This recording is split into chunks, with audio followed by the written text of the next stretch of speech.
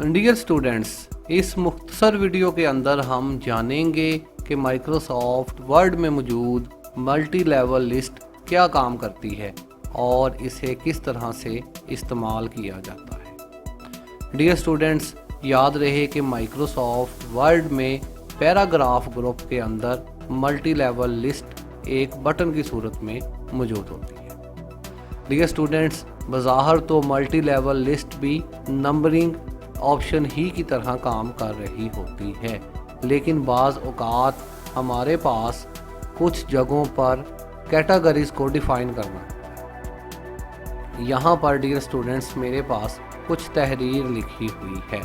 यहाँ पर अगर मैं इसकी नंबरिंग करता हूँ, तमाम तहरीरों को सिलेक्ट करने के बाद हम नंबरिंग ऑप्शन पे क्लिक करते हैं तो यहाँ पर ये 1 से 10 तक इस पर नंबरिंग अप्लाई हो चुकी है, जबकि हमारे पास यहाँ पर पहली चीज़ एक अकाउंट है और नीचे उसी की डिटेल मौजूद है।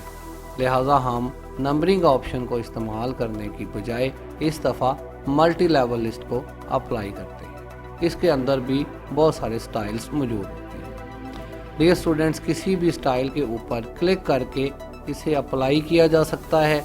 बज़ाहिर मल्टी लेवल लिस्ट बिल्कुल जो है वो नंबरिंग लिस्ट की तरह ही काम कर रही होती है, लेकिन अगर आप यहाँ पर मौजूद दूसरी लाइन को सिलेक्ट करने के बाद इंक्रीज़ बटन दबा के इसको थोड़ा सा इंक्रीज़ करते हैं तो अब हमें दिखाई दे रहा है कि हम कैटेगरी 1 के अंदर ए पॉइंट को ओपन कर चुके हैं।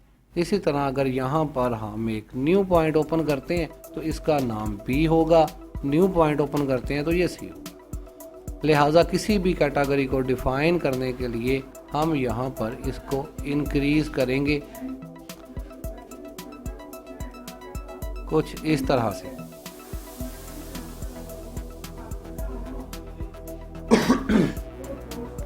डियर स्टूडेंट्स, आप मल्टी लेवल लिस्ट के अंदर भी लिस्ट क्रिएट कर सकते हैं। जैसे कि यहाँ पर 2 कैटेगरीज एक जैसी हैं, एक कैटेगरी के बाद हमारी कुछ चीज़ें हैं, इनको सिलेक्ट करने के बाद अगर एक स्टेप और इसको इंक्रीज़ करते हैं तब इसके पॉइंट्स भी आपको यहाँ पर बदले हुए नजर।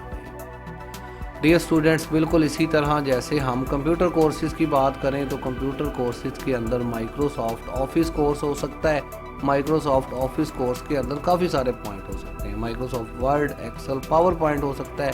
इसी तरह ग्राफिक डिज़ाइनिंग कोर्स के अंदर इन पेज, एडोब फोटोशॉप और कोरल ड्रॉ वगैरह हो सकता है। लिहाजा ये इस तरह से पॉइंट डिफ़ाइन करने के लिए मल्टी लेवल लिस्ट का सहारा लेना पड़ सकता है। मल्टी लेवल लिस्ट अमूमन ज़्यादा बड़े प्रोजेक्ट्स के लिए इस्तेमाल होती है। डियर स्टूडेंट्स, उम्मीद है कि इस मुख्तसर वीडियो की मदद से आप मल्टी लेवल लिस्ट को अच्छे तरीके से जान गए होंगे। शुक्रिया।